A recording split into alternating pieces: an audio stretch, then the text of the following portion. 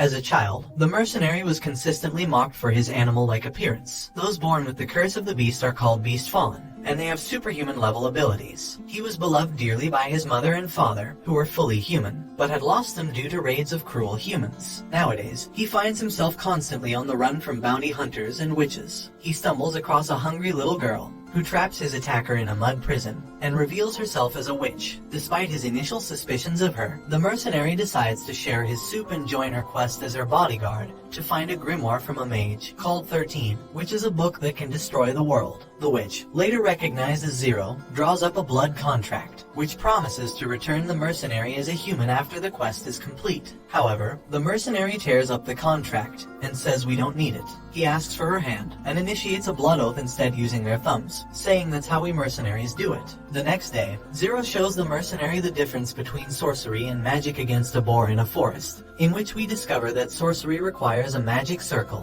while magic does not. Zero uses her knowledge to negate the spell of a boy who attacks them, and is revealed to be the one who wrote the grimoire that the boy and his comrades used to learn magic. The boy, called Albus, accepts his defeat and joins Zero and the mercenary on their trip. When they stop at a nearby spring to rest, Albus spots a ring in the water and decides to keep it. As the three head to a nearby village, a farmer gives each of them a tomato, and the mayor shows them to their lodge. The villagers viciously accuse Albus of stealing the ring from a granny with a long braid. But Albus responds by defending an infamous witch, called Sorna, who was burned at the stake for using sorcery. Not wanting to get the higher authorities involved, the mercenary runs away, carrying the two witches to their lodge to hide. Zero tells the mercenary that Sorna, who was a moon caller, was wrongfully accused of spreading a rat plague in the village. The villagers hunt down and eventually corner the mercenary, Zero, and Albus in the forest. However, the granny helps them escape, revealing herself to be a witch who gave up her powers to marry a normal human, with the ring as a wedding gift from Sorna shortly before her death sentence.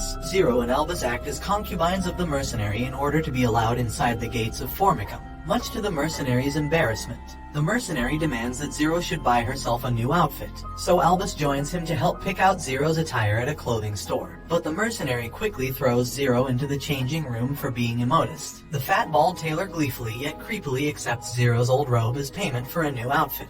The trio struggles to find lodging at an inn for the night, but after the mercenary rescues a lady from a beast-fallen bear in an alley, a beast-fallen werewolf points the mercenary towards an inn that accepts non-humans. At night, the mercenary sneaks out to a bar, but Zero follows him. The werewolf beast-fallen, later recognized as Holden, reappears and offers to trade his three witches for Zero. The mercenary refuses, suspecting that they are just normal slave ladies, and instead follows Holden back home to free them. However, Holden spots the mercenary and challenges him to a duel. The mercenary knocks him unconscious and frees the slave ladies, while Zero strips Holden of the fur on his torso and tail. After Zero assists the mercenary in taking a bath, the trio continue on their journey. As Zero sees a couple kissing, the mercenary teaches her that a kiss is a way to show love, and that it's not some sort of ritual. Outside the gates, the trio witness a beast-fallen badger being a jerk to a young girl with dark red hair, who has a wound on her ankle. Zero orders the mercenary to treat the kid's wound with ointment and bandage it up,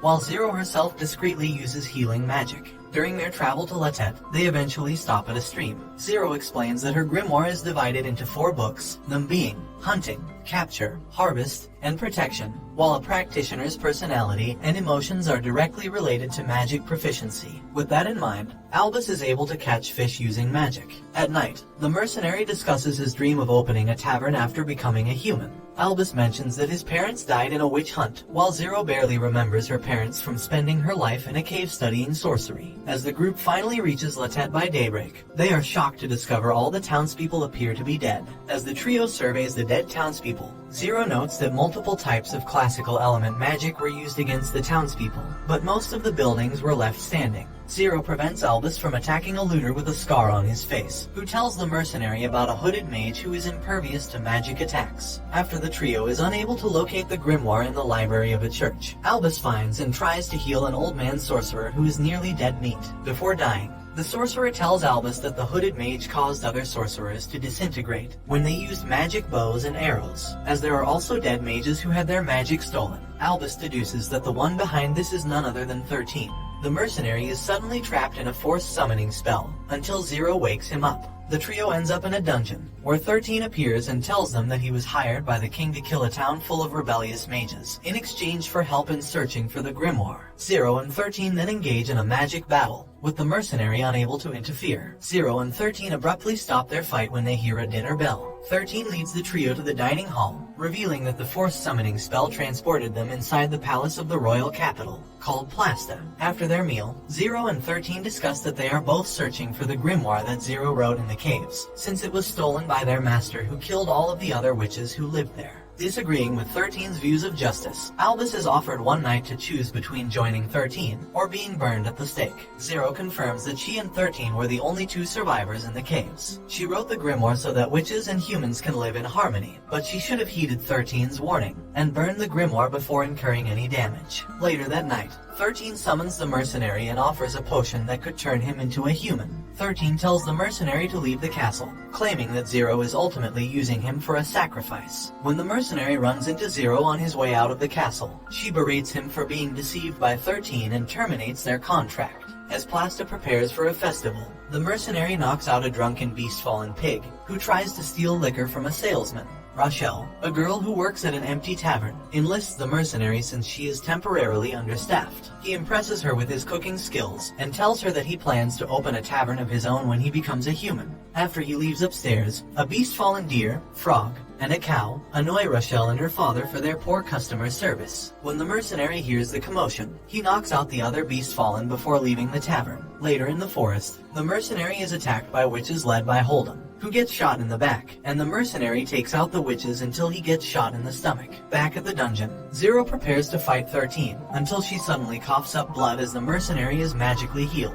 The mercenary prepares to feast on the remaining witch, but stops himself. He comes across the wounded Hold'em, who begs him for help for the sake of the Great Witch, Sorna's granddaughter, who might hold the grimoire. While recovering from his injuries, Hold'em tells the mercenary that he used to be a noble knight as a human, who fled his position after being caught having an affair with his brother's infidels. After encountering Sorna in a forest, Hold'em asked her to transform him into a beast-fallen werewolf, so he could stay with her and her granddaughter. Although Hold'em tried to save Sorna from being captured by the villagers from before, Sorna gave herself up and entrusted Hold'em with her granddaughter. However, Sorna's granddaughter left Hold'em in search of answers. Back at the castle, 0 finds herself unable to escape her room, while Albus continues to refuse 13's offer to join his cause. The mercenary overhears from a traveling man with flamboyant facial hair that Albus is going to be burned at the stake. As the mercenary and Hold'em rush to the palace square, Hold'em is shocked to discover that Albus is actually Sorna's granddaughter. The mercenary and Hold'em rescue Albus from the stake and steal a carriage, but 13 sends knights after them outside the castle. After the mercenary, Albus, and Hold'em fall off a cliff, 13 is convinced that the three are still alive. After they all recover, the mercenary learns from Albus that 13 plans on killing all the rogue witches and the sorcerers. Since all the sorcerers signed a blood contract with 13, Albus proposes to draw 5 magic circles that would connect into a larger magic circle, thus canceling the magic of sorcerers without killing them. Albus mentions that while he was locked in an underground cell, 0 collapsed and was taken away somewhere by 13. The mercenary, Albus, and Hold'em escape from 6 assassin servants sent by 13. They decide to head back to Formicum, so Albus can use 0's old robe to pinpoint 0's current location. As Albus says that 0 is being held in a tower inside the castle back in Plasta, the mercenary sets off to rescue 0 by climbing the steep cliff, while Albus and Hold'em begin to set up the magic circles. However, some surviving sorcerers stop Albus as she finishes the second magic circle, inspired by her words during the execution before she was rescued. After Albus announces her intent to end magic forever, the sorcerers decide to put her on trial. The mercenary finally infiltrates the tower where 0 is being held, and they embrace upon their reunion. However, they fall into another forced summoning spell set by 13. Meanwhile, Albus and Hold'em are held captive by the surviving sorcerers, who receive word from their leader to prepare a spell powerful enough to kill 13. As Hold'em tries to untie himself, a braided-haired female sorcerer and a brown-haired male sorcerer order the other sorcerers to take Hold'em to be sacrificed. The mercenary awakens back in the dungeon with 13, while 0 is trapped in a magic-sealed cage. 13, who actually was carrying the grimoire this entire time, acted as both an official state sorcerer and the leader of the sorcerers, in a plot to destroy all the sorcerers for supposedly choosing to use their powers against humans. After forcing the mercenary to grovel before him, 13 claims that his plot would ultimately bring about the perfect world that Zero wanted. As the mercenary provokes 13 into anger, the former uses the potion to destroy the cage holding Zero. An old male sorcerer sympathetically frees Hold'em, who then prepares to rescue Albus before the other sorcerers carry out their attack. Zero and 13 face off casting identical ghost spells, with the mercenary witnessing the battle. As 13 is about to be hit by Zero's ghost spell, the mercenary takes the attack, but Zero gets injured due to the blood oath that she secretly implemented during his bath earlier. Meanwhile, Albus continues to urge the sorcerers to follow his cause of erasing all magic.